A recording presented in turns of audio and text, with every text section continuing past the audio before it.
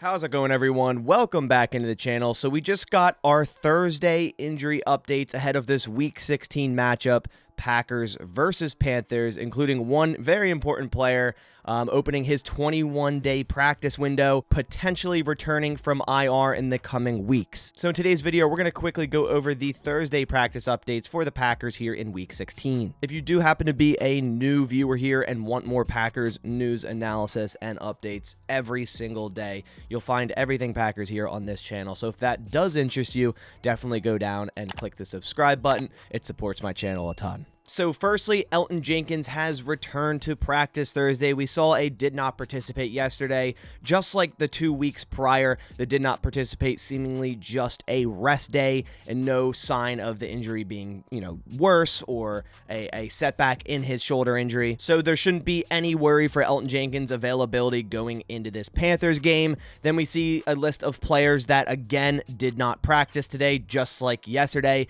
Christian Watson, Jaden Reed, Darnell Savage, and DeAndre Campbell not participating today in practice. Christian Watson, no real surprise there. With his hamstring injury, missed the last 2 games. Saul did not participate yesterday, and off of that sign, I figured, okay, he's not going to play against the Panthers. Maybe he'll return against the Vikings. With these soft tissue hamstring issues, especially Christian Watson, you got to be careful. And at this point, there's no real rush to bring him back. Yes, the Packers could win out and make the playoffs, but let's go and handle business against the Panthers first, and you shouldn't need Christian Watson for this game if you indeed, call yourself a potential playoff team. So Christian Watson likely to be out of this game, maybe return against Minnesota, maybe against Chicago in Week 18 there, something to monitor. Jaden Reed was surprised to see did not participate today. Usually he is kind of like out one day and then limited the next 2. So this is definitely something more serious to monitor in my opinion. He's played through all 4 of his other injuries, but was added a new injury to this week with a toe injury. So maybe it is just 2 rest days and he'll get limited tomorrow and he'll play. But tomorrow is going to be very important for Jaden Reed and his availability to play in this game. And they could potentially be without, 2 of their main receivers in Christian Watson, Jaden Reed. Jaden Reed really progressing in this offense. Him, Tay Wicks, these rookies really progressing in this offense. So, he's been playing through these injuries. If he gets limited tomorrow, I say he's questionable and plays in this game. But if he doesn't practice tomorrow at all, he probably does miss this game. Then we see Darnell Savage, who missed last week's game with his shoulder injury, did not participate yesterday, didn't participate today, likely will miss this game yet again. So against Carolina, it'll be Rudy Ford and John Owens with some snaps to Anthony Johnson Jr. They're still only giving him like 4 to 5 snaps a game. I think that should just be more. I mean, we're in Week 16. I feel like you should let some of your younger guys play if you do think you're not going to make the playoffs. And then we have DeAndre Campbell. We know the whole fiasco with his tweet he made a couple days ago and then basically, saying he's not going to talk about anything on the internet, even though he posted that on the internet.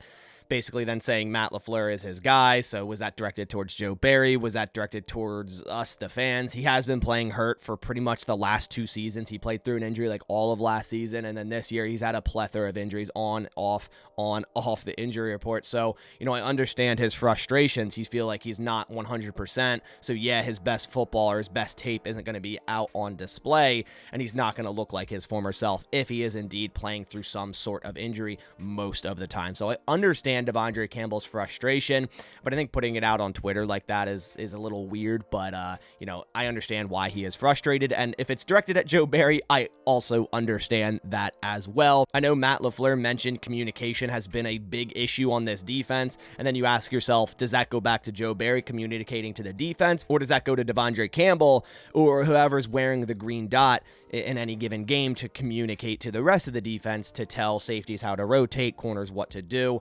linebackers where to go, et cetera, et cetera? I'm not really sure. Is it DeAndre Campbell? Is it Joe Barry? We'll probably never know. So at this point, we just got to finish out the season. Then more importantly, the big news, and I mentioned it at the beginning of this video, an important player returning to practice today was tight end Luke Musgrave, who has started practicing, opening his 21-day window to return from IR. Now, 21 days from now, I think is like 4 days after their last game against Chicago. So in theory, yeah, he could not play, but the Packers even bringing him back to practice now signals that they think he can at least play a couple games. Will he play against Carolina this week? I highly doubt it, but there is a chance Luke Musgrave could return against Minnesota or Chicago. And guys, I'm super excited for the future of this tight end room. I mean, you have the yin and yang at tight ends of Luke Musgrave and Tucker Kraft. I feel like they complement each other so well. Tucker Kraft is the epitome of a gritty tight end. He's just a perfect fit for the Green Bay Packers. His last name's Kraft. I mean, it just all fits together. The dude has come onto the scene so well in the past month, stepping up into that tight end one role, which I did not expect from Tucker Kraft in year one. I was high on him coming out of the draft, high on him in the third round, but I didn't expect much in year one. I expected more of a transition, kind of a redshirt year. So to see this year one, and honestly, he's one of the most improved offensive players, in my opinion, on the Packers, if not the most improved throughout the entirety of the year. That is so impressive. And then Luke Musgrave, who returned to practice today, one of the toughest guys. So is Tucker Kraft, super tough, two guys you want in that tight end room, and it's a super bright future for this tight end room. Luke Musgrave being that downfield field stretcher, receiving type of tight end that can beat defensive backs, beat linebackers, and then Tucker Kraft, kind of the jack of all trades, really good at blocking, can receive the ball yards after the catch kind of guy. Just so excited for this tight end room. So those are the injury updates today. Just wanted to quickly update you on those. Thursday's usually not as important for injuries, but of course with Luke Musgrave returning, that much definitely is important. Tomorrow will be the more important injury report with all the injury designations for the upcoming game, so be on the lookout for that here on this channel. But that about does it for this video. I appreciate you guys coming by. If you could leave a like down below, it supports my channel a ton. I thank you guys for an awesome 2023, and I'm so ready for an even better 2024. But I'll catch you guys in the next one, and as always, go Pack Go.